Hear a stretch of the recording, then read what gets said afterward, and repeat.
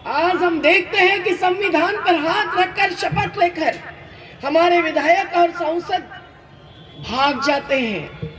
चुनाव के 5 महीने पहले आते हैं और काका मामा चाचा चाची कहने लगते हैं। लेकिन चुनावी राजनीति की जो मर्यादा आज साबित हो रही है उसमें निश्चित ही परिवर्तन जरूरी है।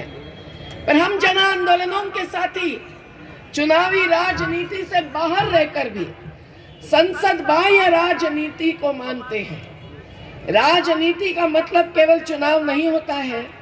ये यहाँ बैठे हुए तमाम जुझारू राजनेता तो जरूर मानेंगे, जिनके भाषणों से ही आपका दर्शन हो चुका है। क्योंकि 2 चुनावों के बीच में क्या होता है इस पर अगर हम ध्यान दे दें तो हम देखेंगे कि आज के सत्ताधीश चाय बेचने वाले माने जाते थे, वो 2 चुनावों के बीच देश को ही बेचते जा रहे हैं। हम देखते हैं कि 2 बजटों के बीच उद्योगपति मुट्ठी भर कितनी कमाई करते हैं। पिछले 8 सालों में 44 लाख करोड़ की कर माफी उनको दी गई है, टैक्स माफ। और यहाँ हर छोटे मोटे व्यापारियों पर 18% जीएसटी, बैलगाड़ी पर और खाने की चीजों पर जीएसटी। कितनी हिम्मत है इन सत्ताधीशों में जो इस प्रकार से आज संविधान के समता और न्याय के मूल्यों को कुचलते जा रहे हैं। पिछले 8 सालों में 30 लाख करोड़ की कर्ज माफी दी है। आज किसान ही नहीं, मजदूर भी, हमारे बेरोजगार युवा भी फांसी के फंदे पर खुद को लटका कर आत्महत्या करने के लिए मजबूर है। पर साथियों, ये आत्महत्या नहीं है, ये हत्या है जो व्यवस्था कर रही है। और इसीलिए चुनावी राजनीति हो या जन आंदोलनों की राजनीति हो, दोनों का मकसद होना चाहिए व्यवस्था परिवर्तन का। क्या आपको मंजूर है? अगर मंजूर है तो ये बुनियादी विकल्प क्या है? ये बुनियादी जड़ों को हिलाने के लिए हम लोगों को कितनी ताकत जुटानी है और कैसे समझना है कि देश आज कौन सी दिशा में चल रहा है, ये बेहद जरूरी है। इसलिए गांव-गांव से, पूरे बुंदेलखंड के मध्य प्रदेश क्षेत्र से आए हुए आप लोग और उत्तर प्रदेश से आए हुए दद्दू प्रसाद जी से लेकर कई सारे साथीगण, जैसे संगठनों के द्वारा आदिवासियों के प्रतिनिधि, हम सब लोगों को यही कहना चाहते हैं कि एक समन्वय जरूरी है। ऐसा समन्वय कि जो कहेगा कि आज हर संवैधानिक अधिकार के लिए हम लड़ेंगे तो ही जीतेंगे, लड़ेंगे नहीं तो हारेंगे।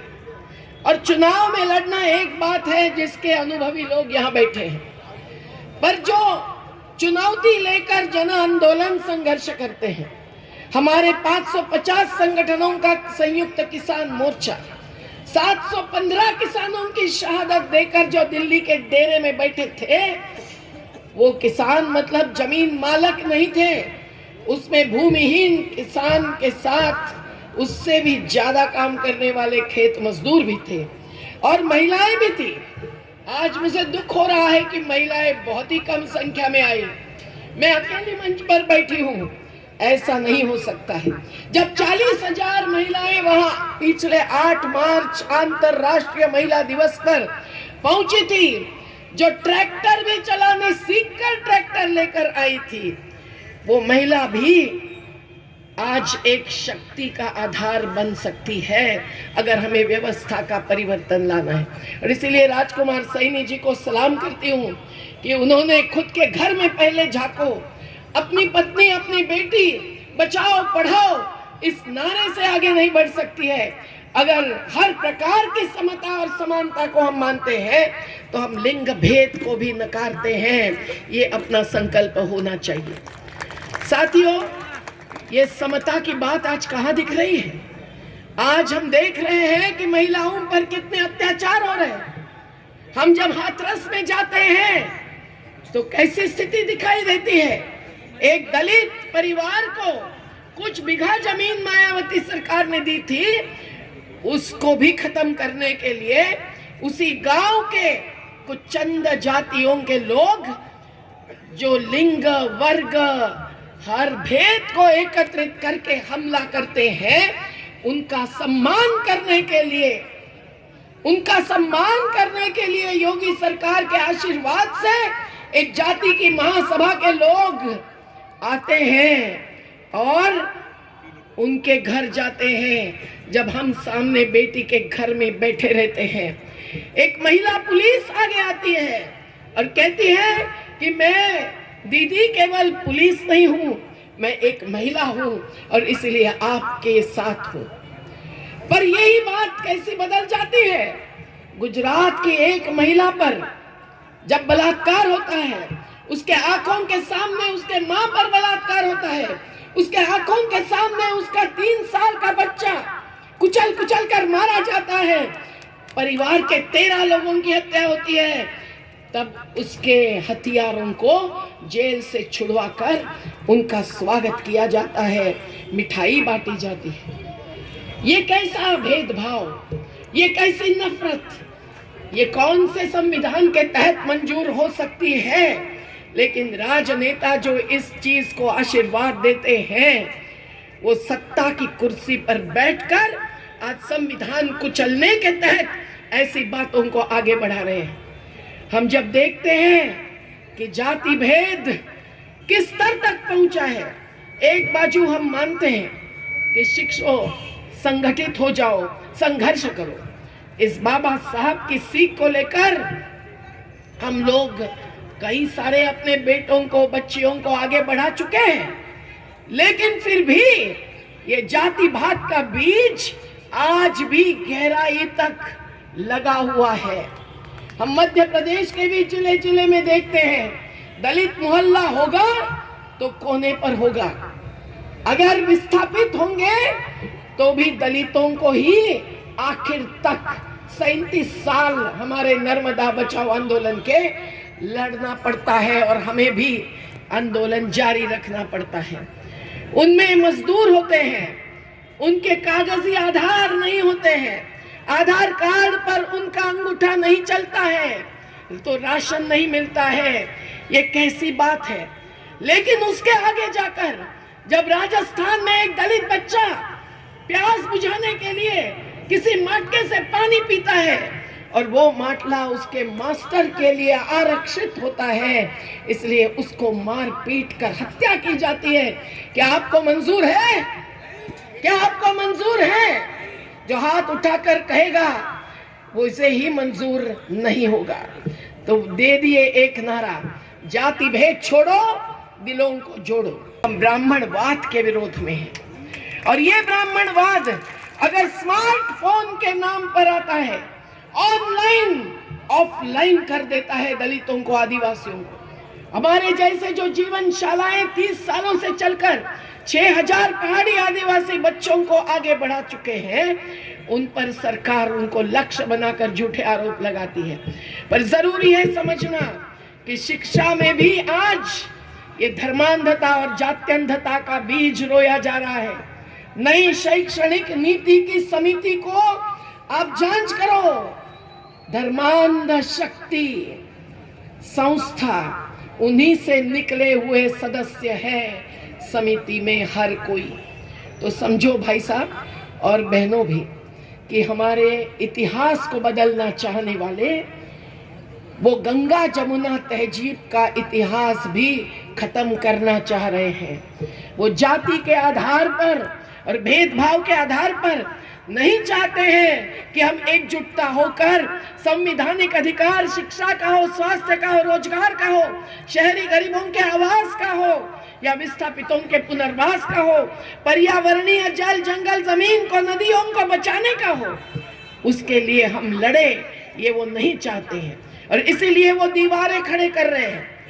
आज इस बुंदेलखंड की स्थिति क्या है हमें पता है कि जब सूखे से प्यास खाकर जीने वालों का चित्र सामने आया तब सुप्रीम कोर्ट में एक याचिका जरूर लगाई गई, लेकिन सरकारों ने जवाब दिया कि हमारे पास पैसा नहीं है उनके लिए कुछ नुकसान भरपाई देने का।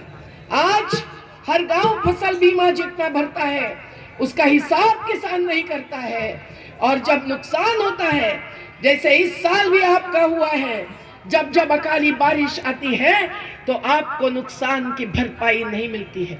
लेकिन फसल बीमा के नाम पर 5 साल में 45,000 करोड़ रुपए कमाए हैं उन्हीं कंपनियों ने जिनको दान धर्म के जैसे बीमा का काम किया है।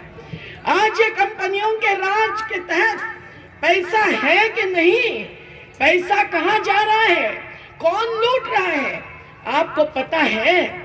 जो बात थोड़ी सी भाषण में की गई, ये रिलायंस का हिसाब है मुकेश अंबानी का, जिनकी लॉकडाउन के पहले 2014 में संपत्ति थी 14,556 करोड़ और 6 साल में 2020 तक उनकी संपत्ति बढ़कर हुई 1,62,000 करोड़। इन उद्योगपतियों के कमाई का हिसाब हमारे गरीब मनरेगा के मजदूरों को पता नहीं होता है। कारखानों से छटनी करके वापस खेती पर फेंके जाने वालों को पता नहीं होता है। इसलिए हम कहीं ना कहीं लड़ने के लिए तैयार नहीं होते हैं साथियों। लेकिन समझ लीजिए कि आज गौतम अडानी एक उद्योगपति की रोज की कमाई हो गई है 1,600 करोड़। रोज की कमाई, ये लूट है कि नहीं? आज बिरसा मुंडा के पुतले खड़े किए जाते हैं, वैसे टंट्या मामा का भी बहुत प्रचार प्रसार आज मध्य प्रदेश सरकार कर रही है। उनको आदिवासियों की वोट बैंक दिख रही होगी, लेकिन आज अगर टंट्या मामा जीवित होते तो ये अडानी अंबानी की तिजोरी लूट कर गरीबों को बांट देते, जैसे उन्होंने अंग्रेजों के खजाने रेलगाड़ियों को रोककर इंदौर के पास बांटे थे, लूटे थे। साथियों, आज वो चित्र कहाँ है? आज समता कहाँ है? आज एक बाजू अय्याशी चल रही है और दूसरी बाजू हमारे बच्चे आज कोई रोजगार नहीं मिलने के कारण आत्महत्या के लिए मजबूर हो रहे। अगर आंदोलन किया गया तो भोपाल में उन पर लाठियां चलाई जाती है। कोरोना में जिन्होंने सबसे ज्यादा काम किया वो कोरोना योद्धा भी बेरोजगारी भुगतते हैं जैसे कि लॉकडाउन खत्म होता है। साथियों, ये कोरोना के नाम पर भी कैसा झूठा प्रचार हो रहा है, ये आज की स्थिति तो आपको बता ही रही है। वो वुहान में कोई मौतें नहीं है, वुहान में चीन में कोई भी लॉकडाउन नहीं है, सभी दुकानें खुली है। उसकी वीडियो भारत के विद्यार्थियों ने चीन से भेजी है। तो कोरोना से डरना नहीं, डरना है इस वायरस से जो गैर बराबरी का वायरस है, जो आज की अर्थव्यवस्था में घुसपैठ करके और क्या कर रहा है, जल जंगल जमीन हर कुछ जो आजीविका का और जीने का आधार है उसका अधिकार भी छीना जा रहा है। दलितों के हाथ का चरागाह, आदिवासियों के हाथ का जंगल और नदियां, आपका बुंदेलखंड भी नदियों के लिए सुप्रसिद्ध है, लेकिन नदियों पर बड़े बड़े बांध बांधते हैं तो भी पानी किस ओर बहता है वो प्रकृति तय नहीं करती है, वो इनकी पूंजीवादी संस्कृति तय कर रही है। और इसीलिए आज हर नदी को बचाने के लिए भी लड़त लड़नी पड़ रही है।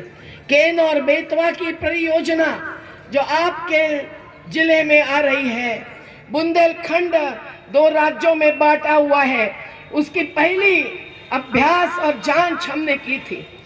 कईयों को लगता है कि एक लाइन लगाओ नक्शे पर तो लिंक हो गई दोनों नदियां, ऐसा नहीं है। ये लिंक परियोजनाएं बहुत बड़ी साजिश है। जो उस वक्त 5,60,000 करोड़ की थी, आज 10,000 करोड़ से ज्यादा पैसे वाली बन गई है।